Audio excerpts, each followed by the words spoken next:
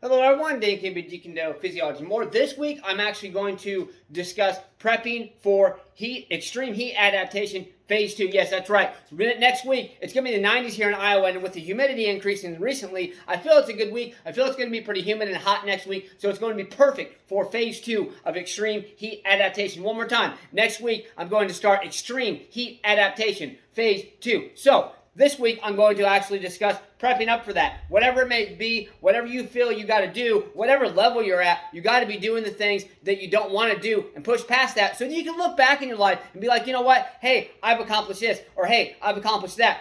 What else can I accomplish? Or maybe 10 years ago I accomplished this. I can't see myself doing it today. But once you get back into the groove, once you get back into that grind, guess what's going to happen? You are going to realize that, hey, not only can I do what I did 10 years ago even better than I did back then, but I can do 10 times more and 10 times better at what I did 10 years ago, because it's just a matter of will and just mustering things up in the body that you never thought possible. But until you actually accomplish that, until you actually really embrace the fact of what you've been through, you're never going to get to that point. So we got to be doing those things. So this week I'm going to teach you how to prep. Number one, I want to talk about hydration, hydration, hydration. Hydration does not only include drinking water or Gatorade or whatever it may be, okay?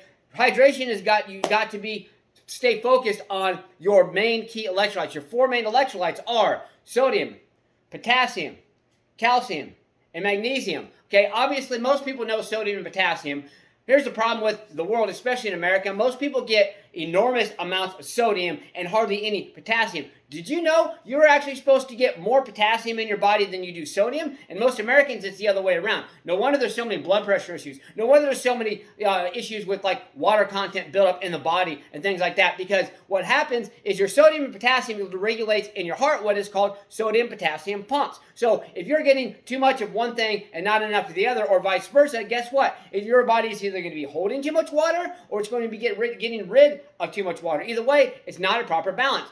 Recommended average on a 2,500 calorie I don't like to say diet, but on a 2,500 calorie eating plan, you should be consuming about 2,500 milligrams of sodium and about 3,500 milligrams of potassium. Guess what? Your little ramen noodles that you're eating probably every day or maybe a few times a week, those things have an enormous amount of sodium. It's going to range anywhere between 16 to 1,800 or more, because I can't remember offhand, but there's at least 2.5 servings in each package. Pay close attention to these things. And here's another thing to think about. Anytime you increase your sodium, you want to increase your potassium. So if you're already not getting a lot of potassium and you're getting enormous amounts of sodium, guess what's going to happen? You're going to have that imbalance. So let's focus on that proper hydration. Now, as far as for calcium and magnesium, they're extremely important as well for muscle contraction, for nerve cell function, and things like that. But here's the thing. As far as like getting those in your eating habits, yes, that is not going to be as difficult as it is, say, consuming before training or after training or things like that, because there's not too many drinks. Yes, a lot of them have the electrolyte drinks. A lot of them have sodium and potassium. Some have magnesium. Most of them are lacking calcium. So if you're going to get an electrolyte drink, I highly recommend making sure it has at least a little bit of sodium, a good amount of potassium, a decent amount of magnesium, and some calcium in as well. And of course, of higher quality forms. But the thing about it is, as long as we're getting these things, then you want to still get your nutrients from food as well. So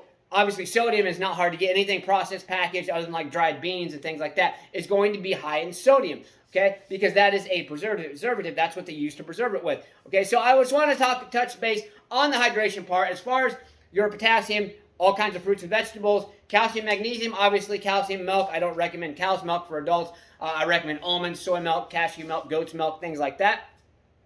But as far as that goes, that's also going to help you get magnesium, some vitamin D as well, because there's some in there. Because magnesium does also help absorb calcium, but the thing about it is they go hand in hand for muscle contraction, for helping keep your body hydrated. So let's do these things. Let's stay on top of it. Let's get this motivated. Believe in yourself. Believe you can do it. Believe that you deserve it. Let's get out there. Let's go smash, punch, kick that like button. Just don't break it. Let's get out there and do something. Let's go.